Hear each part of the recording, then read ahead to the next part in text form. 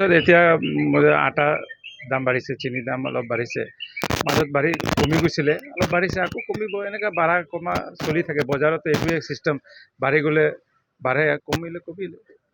কি কি আপোনাৰ বিশেষকে আৰু কিমান টকাৰ ডিফাৰেঞ্চ আহিছে? ধৰক চব আটা পেকেটত 100 টকা বাঢ়িছে, আটাৰ ভিতৰত।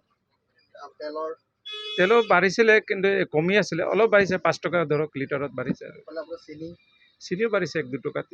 আৰু এইফালে আপোনাৰ দালি চব বস্তুৱে দাম বাঢ়িছে। এই মূল্য বৃদ্ধি যিটো হৈছে এইটো সময়ত এইটো ইলেকশ্যনৰ কাৰণে বা নিৰ্বাচনৰ কাৰণে কিবা প্ৰভাৱ পেলাব বুলি ভাবে নেকি? নাই নাই, এইটো কোনো প্ৰভাৱ নপৰে। এইটো শ্বেয়াৰ মাৰ্কেটৰ ওপৰত ডিপেণ্ড কৰেতো, এইটো আপ এণ্ড ডাউন হৈয়ে থাকে বজাৰ। আজি বাঢ়িছেতো কালি কমিব পাৰে, কালি কমিলে আকৌ আৰু 2 টকা 1 টকা বাঢ়ি যায়।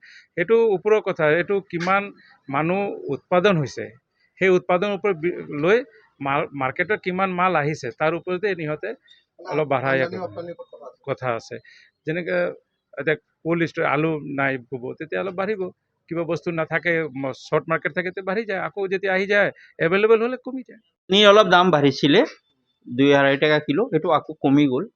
আৰু বাকী আপোনাৰ মুগ দালি অলপ বাঢ়ি আছে, 1 টাকা 2 টাকা বাঢ়ি আছে, কমি আছে, সিমান কোনো নাই। এইটো আজি প্ৰায় সেটেল আছে কিছুদিনৰ পৰা ৰেট। বাকী পালচেছৰ ভিতৰত আপোনাৰ চানা মটৰৰ দাম কমে আছে এতিয়া।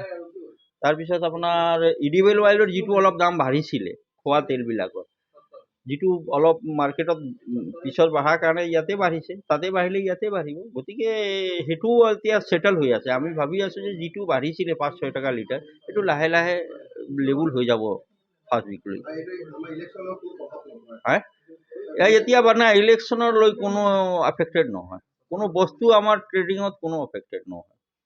ইলেকশ্যন নিজৰ জেগাত আছে, আমাৰ ট্ৰেডটো নিজৰ জেগাত আছে। কোনো দাম কম বেছি লৈ মানুহে ভাবিব পাৰে যে ইলেকশ্যন লৈ হ'লে, নাজানা মানুহে ক'বই যে ইলেকশ্যন হ'লে মানুহে দাম বঢ়াই দিয়ে, গভৰ্ণমেণ্টে কিবা কৈছে দাম বঢ়াই দিব।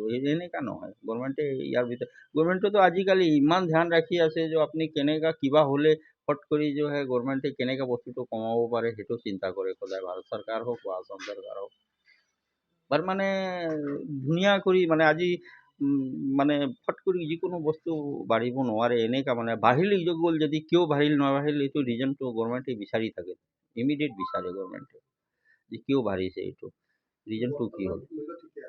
বাকী চব বস্তুৰ দাম ঠিকে আছে। এতিয়া আটা দাম বাঢ়িছে, চিনি দাম অলপ বাঢ়িছে, মাজত কমি গৈছিলে, অলপ বাঢ়িছে, আকৌ কমিব, এনেকৈ বাঢ়া কমা চলি থাকে বজাৰত। এইটোৱে চিষ্টেম, বাঢ়ি গ'লে বাঢ়ে, কমিলে কমিলে।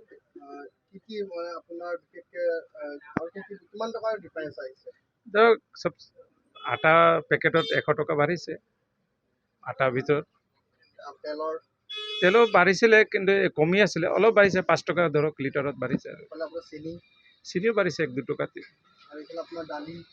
দালি চব বস্তুৱে দাম বাঢ়িছে। এই মূল্য বৃদ্ধি যিটো হৈছে এইটো সময়ত এইটো ইলেকশ্যনৰ কাৰণে বা নিৰ্বাচনৰ কাৰণে কিবা প্ৰভাৱ পেলাব বুলি ভাবে নেকি? নাই নাই, এইটো কোনো প্ৰভাৱ নপৰে। এইটো শ্বেয়াৰ মাৰ্কেটৰ ওপৰত ডিপেণ্ড কৰেতো, এইটো আপ এণ্ড ডাউন হৈয়ে থাকে বজাৰ। আজি বাঢ়িছেতো কালি কমিব পাৰে, কালি কমিলে আকৌ আৰু 2 টকা 1 টকা বাঢ়ি যায়। সেইটো ওপৰৰ কথা, এইটো কিমান মানুহ উৎপাদন হৈছে, সেই উৎপাদনৰ ওপৰত লৈ মাৰ্কেটত কিমান মাল আহিছে তাৰ ওপৰতে ইহঁতে অলপ বাঢ়াই কথা আছে। যেনেকৈ এতিয়া কোল্ড ষ্ট'ৰ আলু নাই ক'ব, তেতিয়া অলপ বাঢ়িব। কিবা বস্তু নাথাকে, শ্বৰ্ট মাৰ্কেট থাকে, বাঢ়ি যায়। আকৌ যেতিয়া আহি যায় এভেইলেবল হ'লে কমি যায়।